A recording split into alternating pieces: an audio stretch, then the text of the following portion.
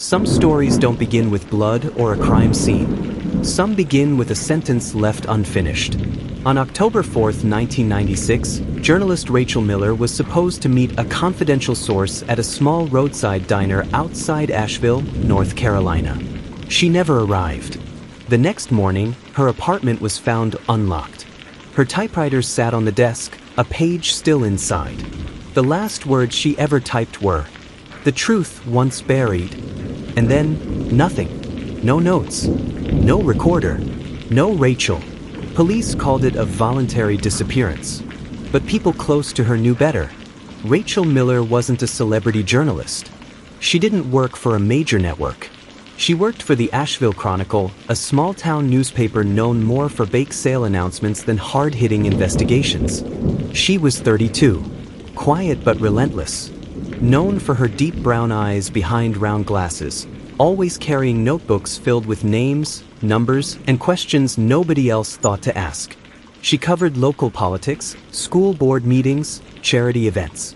But Rachel had one belief that shaped everything she wrote. There are no coincidences, only stories people haven't connected yet. In early 1996, she noticed something troubling. Residents from the outskirts of town were complaining about their water. It smelled like chemicals. Sometimes it came out of the tap yellow or cloudy. Children developed skin rashes. Pets refused to drink from their bowls.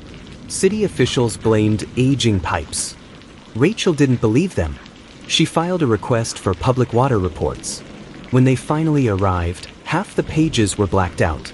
Others were completely missing. That was when she found a name she didn't recognize. Halden Industries. This company had quietly been contracted to expand the local water treatment facility. No press conferences. No public hearings. Just signatures and money. Rachel began investigating. She learned Halden's founder, Robert Kincaid, donated thousands of dollars to the mayor's campaign. Just weeks later, environmental regulations were postponed. Construction fast-tracked. She brought the information to her editor. He told her, "If you're right, this could change everything. But be careful, Rachel." From that moment, she changed her routine. She used payphones instead of her home line. She labeled her sources with initials, not names. She stored her notes in sealed envelopes under floorboards. Friends said she looked tired, distracted, paranoid. She laughed it off until the night her car was broken into. Nothing was stolen except for her notebook. On October 3, 1996, Rachel called her editor from a payphone outside a grocery store. It was around 9 p.m. Her voice was steady but urgent. She said, "I have the documents. I found what they're hiding. And tomorrow, I'm meeting someone who can confirm everything." Her editor asked who the source was. She didn't say. She only said, "If anything happens to me, check my desk." It was the last time anyone heard her voice. The next morning, Rachel didn't show up at work. She didn't answer calls. She wasn't at the diner. Her red 1980s sedan was gone. Her sister, Emily, drove to Rachel's apartment and found the front door slightly open. Inside, nothing looked broken. There were no signs of struggle. Her coat was still on the hook. Her purse was in the chair. Keys on the table. But her files gone. Her notebooks gone. Her recorder, gone. Only one thing remained untouched. On her desk sat her typewriter. Paper still inside. The final sentence read, "The truth once buried." And then it stopped. Like someone pulled the page from her hands. Police investigated for 2 days. No broken locks. No fingerprints other than Rachel's. No forced entry. No body. Their conclusion? Voluntary disappearance. They said she probably left on her own. Maybe stress. Maybe burnout. Maybe she wanted to start over. But her family didn't believe that. Her coworkers didn't believe that. Rachel Miller was many things, but she didn't run from a story. Emily kept going through Rachel's apartment. In the bottom drawer of her desk, she found 3 floppy disks inside an envelope, each one labeled Halden, Raw. She gave them to the police. They placed them in evidence. They never opened them. The case went cold. Time passed. The city moved on. Halden Industries changed its name and merged with a company in South Carolina.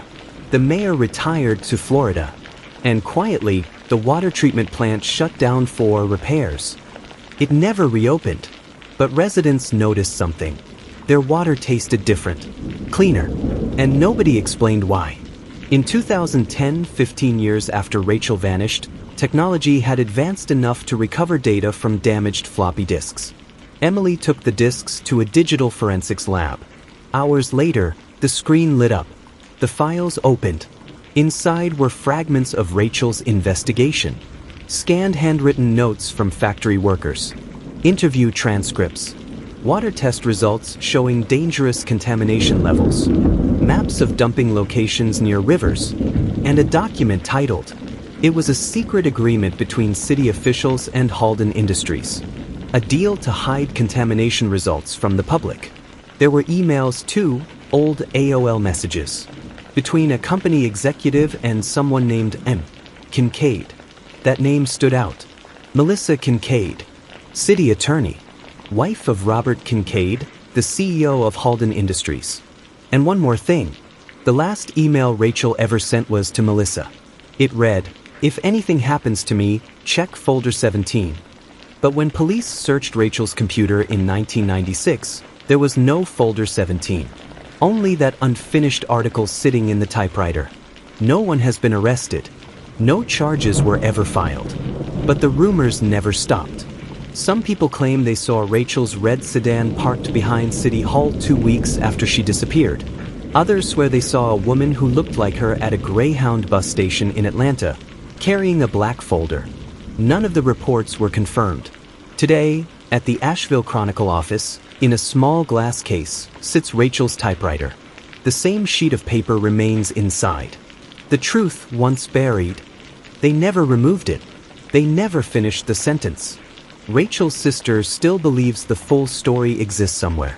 She believes Rachel mailed it, maybe to another journalist, a lawyer, or the confidential source she was supposed to meet that night. But no one has ever found it. And in a time before cloud storage, digital backups, and smartphones, the truth could disappear as quickly as a person. Even today, some locals say the old Halden factory is haunted, not by ghosts, but by silence. Because everyone in Asheville knows something happened. They just don't talk about it. So what really happened to Rachel Miller? Did she run? Was she silenced? Or is the truth still out there, buried under years of secrets, waiting to be uncovered? One thing is certain. Her story didn't end with her disappearance. It ended with a half-written sentence. The truth once buried